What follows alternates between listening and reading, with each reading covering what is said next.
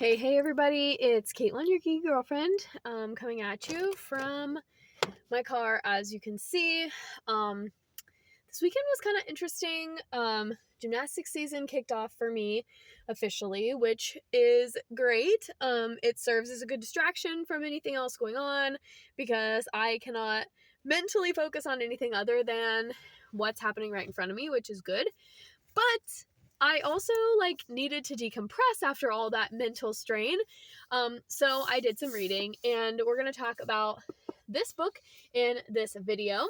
And I am dropping another video right after this about another book. So we did a lot of reading this weekend and finished some books. So if you are new here, welcome, and make sure you hit that red button to subscribe if you like this video and others, and you can scroll up and down, see all the books that I've read this year.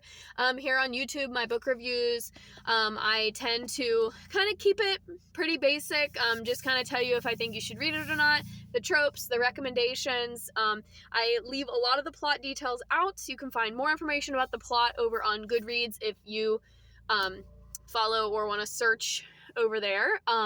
You should be able to just search the title, and then my review, with it being more recent, should come up when you search. So that's one way to find that. And if you like this review, go ahead and give me a thumbs up on this video. So let me tell you a little bit of backstory about how I came to read this book. So I did do a blind date with a book unboxing probably close to a month ago now. It's been a while since I've filmed one of these videos.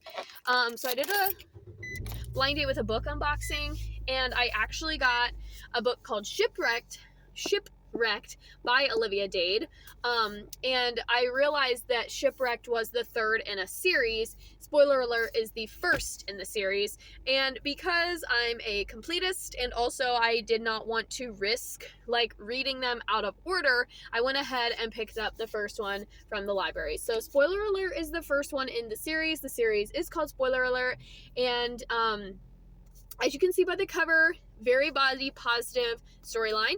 This cover does do a good job at depicting both of the characters. I've talked about that some in these videos before, about how sometimes when you look at a cover, it doesn't quite do the characters justice, at least when I read it and build the vision in my head. This one did a pretty good job.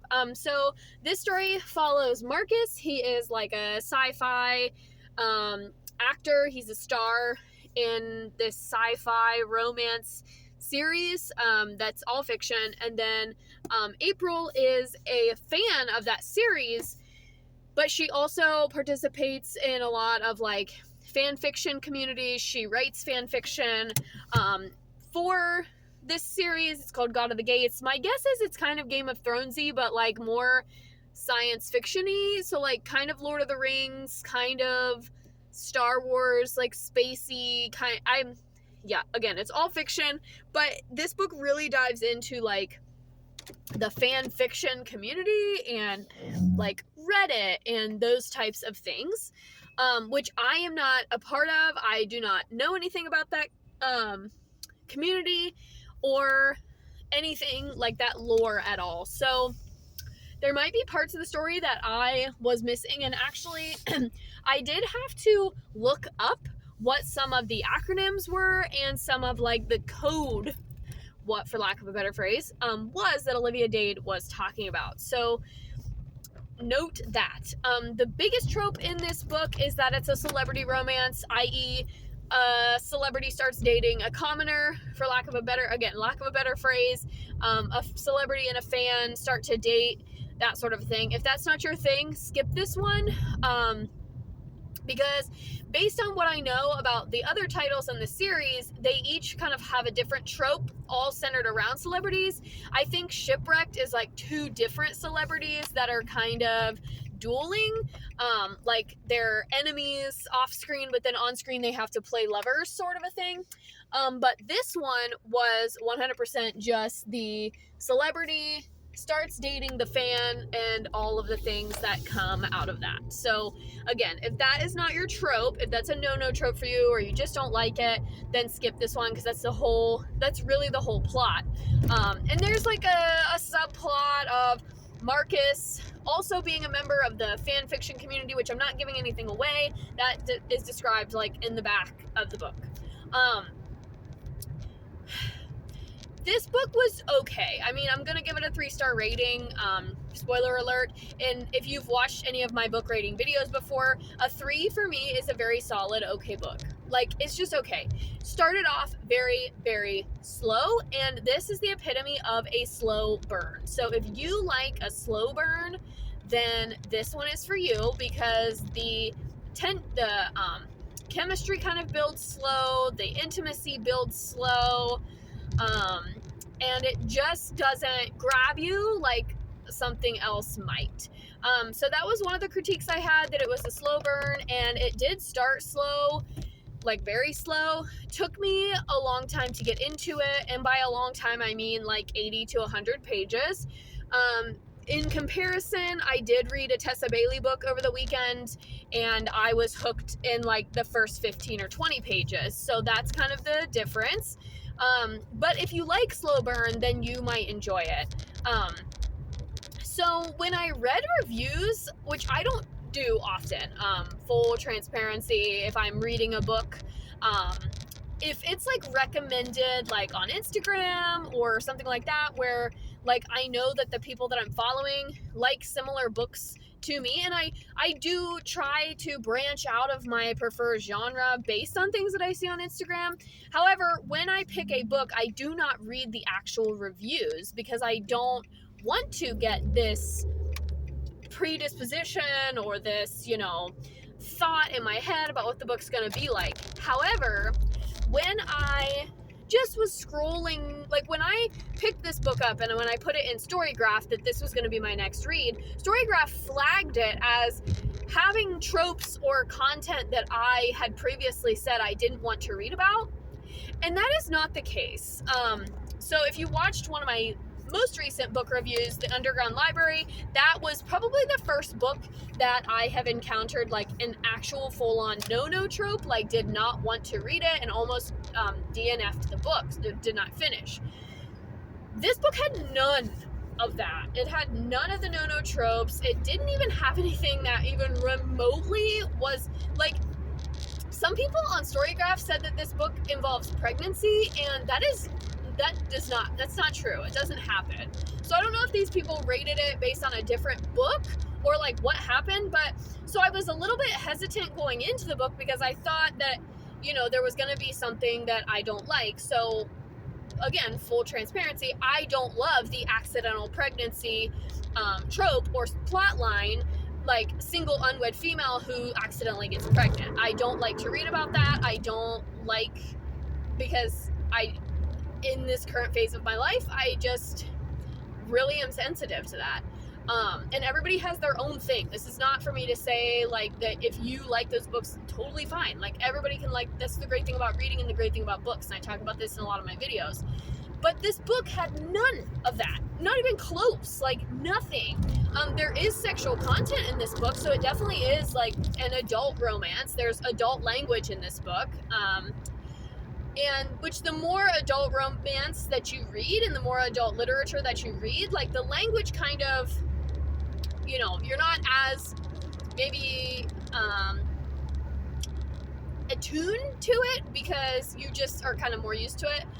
So comparing her, Olivia Dade to other adult authors and books that I've read this year, Rebecca Yarros, Tessa Bailey, Allie Hazelwood, the language is about the same. It's not more or less. Sexual language, same thing. Each author does it a little bit differently and decides how graphic they want to be. Overall, in terms of spice level, I did give it a 2 to a 3.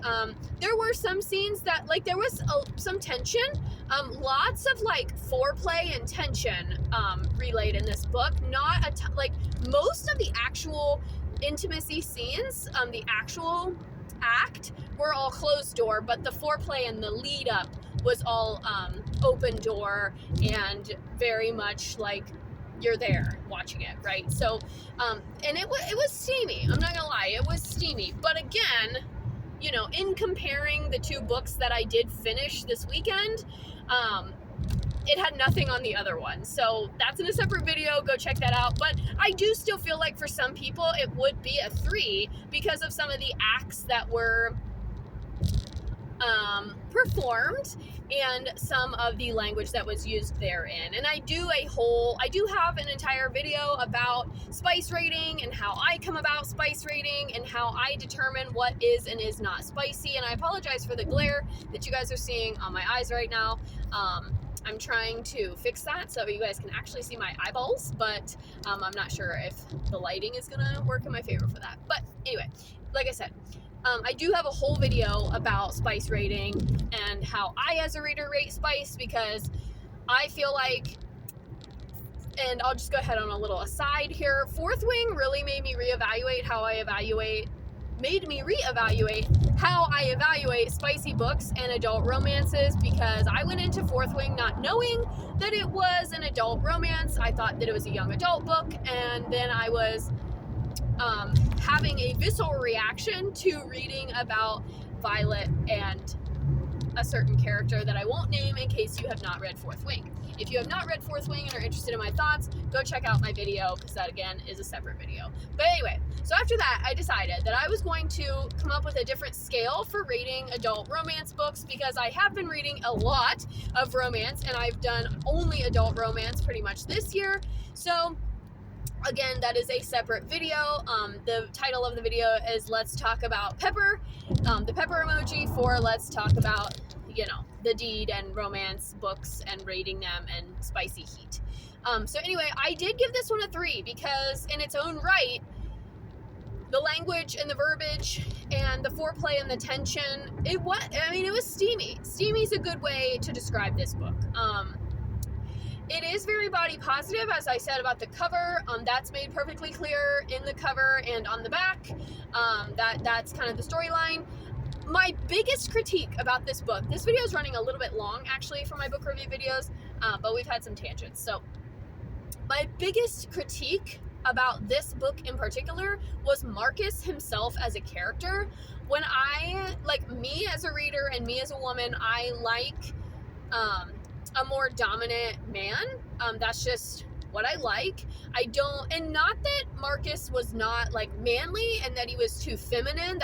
We're not going there. I just mean he had a lot of insecurities. Not that there's anything bad, not that I'm saying that's wrong or that he's, he shouldn't have expressed his, no, that's not what I'm saying. What I'm saying is, me as a reader, in order for a book to be really enticing to me, I like the male characters to be a little bit more domineering, and not that he, like I said, not that he was not masculine. This guy is supposed to be very fit. He's supposed to be very muscular, very cut. He works out almost every day, or does work out every day, eats very well. He's just very cut and fit. So when you build that picture in your head, this is a man, right? And there are there's other imagery used that he is a man, okay? So I will put that out there, and all of you women watching, you know what I'm saying.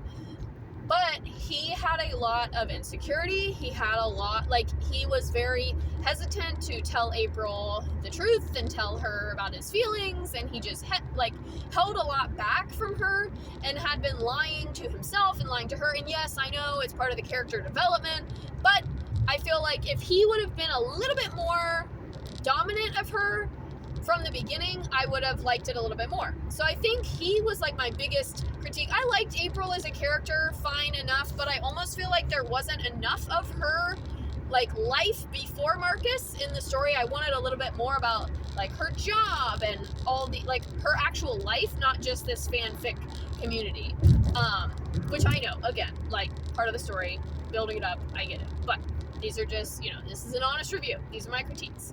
Would I read the others in the series? I would say yes. Shipwrecked, I know for a fact, takes place on a cruise ship. That's where the movie that the story takes place around is being filmed. And so I'm excited about that. And I'm curious to see if the story follows these characters at all. Tessa Bailey's Hot and Hammered series, Fix Her Up, Lover or Loser, etc. follow the same set of characters, and I love when that happens. Like, I love when stories intertwine and you meet characters in one novel and then they carry over, or their story just kind of builds in the next one, even though the story might not be centered around them. So I love when books and authors have these little like microcosmic universes, and I really hope that Olivia Dade does the same thing. So I'm interested to read Shipwrecked. I actually don't know the name of the second book, so if you know the name of the second book, go ahead and put it in the comments so I can request it from the library.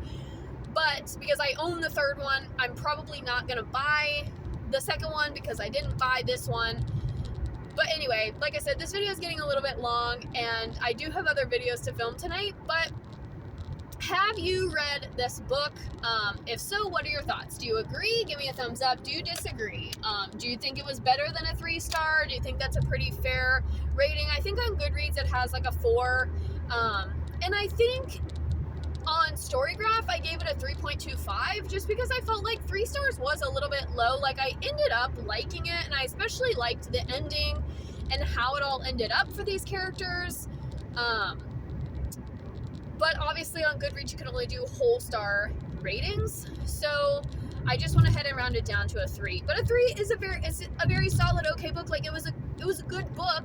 I think I liked it a little bit more than I thought I was originally going to, which was surprising. But as I was reading it, it just didn't quite, like, it was just kind of fine the whole way through. Like, nothing really disappointing, but also nothing really redeeming either. So that's my review of Spoiler Alert by Olivia Dade. I'm actually on the way to the library right now to return it, so that's why I had to film this video. But thank you all so much for watching, and stay tuned for my other book reviews that I'm uploading, because as I said at the beginning of this video, I pretty much spent all of my day yesterday reading.